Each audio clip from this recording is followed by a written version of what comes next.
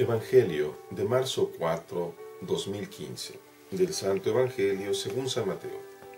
En aquel tiempo, mientras iba de camino a Jerusalén, Jesús llamó aparte a los 12 y les dijo: Ya vamos camino de Jerusalén, y el Hijo del Hombre va a ser entregado a los sumos sacerdotes y a los escribas, que lo condenarán a muerte y lo entregarán a los paganos, para que se burlen de él, lo azoten y lo crucifiquen, pero al tercer día resucitará. Entonces se acercó a Jesús la madre de los hijos de Zebedeo junto con ellos, y se postró para hacerle una petición. Él le preguntó: ¿Qué deseas? Ella respondió: Concédeme que estos dos hijos míos se sienten, uno a tu derecha y el otro a tu izquierda, en tu reino. Pero Jesús replicó: No saben ustedes lo que piden. ¿Podrán beber el cáliz que yo he de beber? Ellos contestaron: Sí podemos. Y él les dijo: Beberán mi cáliz, pero eso de sentarse a mi derecha o a mi izquierda no me toca a mí concederlo. Es para quien mi Padre lo tiene reservado. Al oír aquello, los otros 10 discípulos se indignaron contra los 2 hermanos. Pero Jesús los llamó y les dijo: Ya saben que los jefes de los pueblos los tiranizan y que los grandes los oprimen. Que no sea así entre ustedes. El que quiera ser grande entre ustedes, que sea el que lo sirva, y el que quiera ser el primero, que sea su esclavo. Así como el Hijo del Hombre no ha venido a ser servido, sino a servir y a dar la vida por la redención de todos. Palabra del Señor. Gloria a ti, Señor Jesús. Nuevamente conviene tomar una parte del profeta Jeremías. Los enemigos del profeta se dijeron entre sí: Vengan, tendamos un lazo a Jeremías.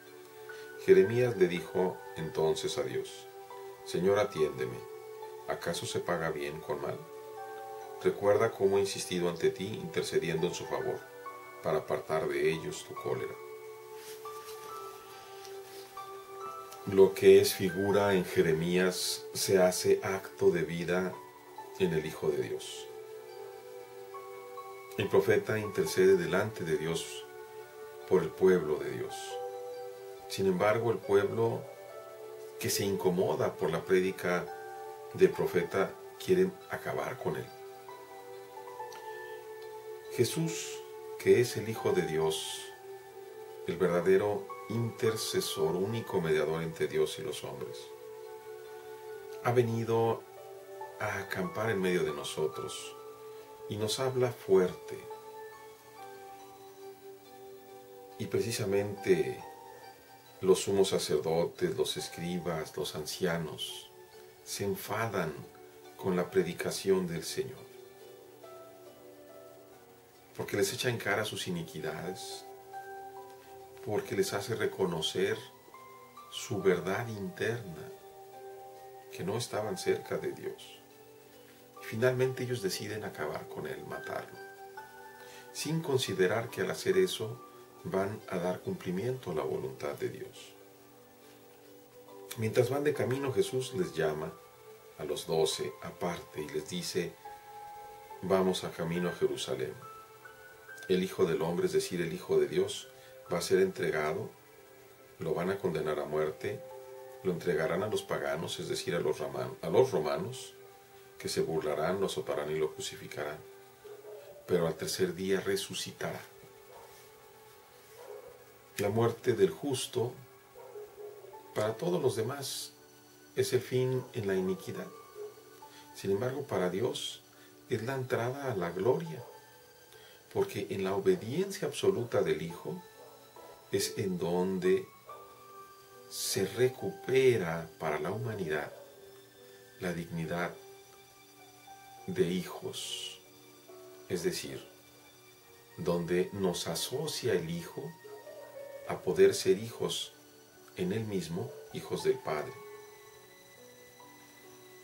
Viene aquí una cuestión muy interesante, una aparente interrupción. Se acercan los hijos del Zebedeo junto con su madre a hacer una petición extravagante y completamente fuera de lugar. Concédeme que mis hijos se sienten, uno a tu derecha y otro a tu izquierda, en tu reino. Como decir primer ministro y segundo ministro, sin ninguna consideración para los otros 12, para los otros 10, sin ninguna consideración para nadie. Simplemente yo te lo pedí primero, concédemelo a mí. El Señor les responde, no saben ustedes lo que piden. Y la primera condición, para poder entrar al reino, podrán beber mi cáliz. Ellos, sin saber de qué está hablando el Señor, dicen, sí podemos. Y el Señor les confirma, lo van a beber. ¿Cuál es el cáliz? Es la muerte, la pasión. Pero eso de sentarse a mi derecha o a mi izquierda, es para quien Dios, mi Padre, es para quien mi Padre lo tiene reservado. Estos se fueron de la mano, se fueron de boca a pedir una canonjía, un derecho, una prebenda. Y Dios los manda literalmente a la porra. No es así. Los otros 10 se enfadan, se enojan, se indignan. Jesús los llama. Los jefes de los pueblos los tiranizan. Los grandes los oprimen. Que no se así entre ustedes. El que quiera ser grande, que sea el que lo sirva. El que quiera ser el primero, que sea su esclavo. Y luego se pone él mismo como ejemplo. El Hijo del Hombre, es decir, el Hijo de Dios, no ha venido a ser servido, sino a servir y a dar la vida por la redención de todos. Vemos cómo se amarra con el profeta. El profeta que dedica su vida a Dios en pro de un pueblo que lo critica y que lo quiere matar.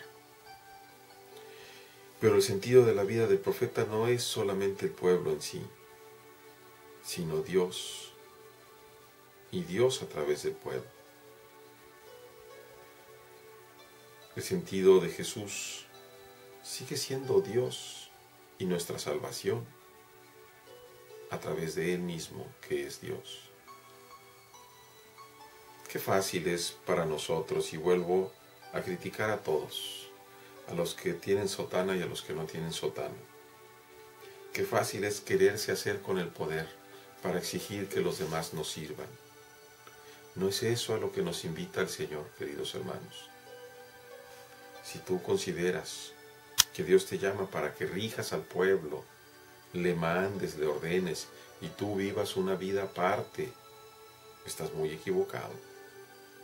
Si tú consideras que puedes vivir en una casa muy bonita, parroquial, en medio de una parroquia pobre,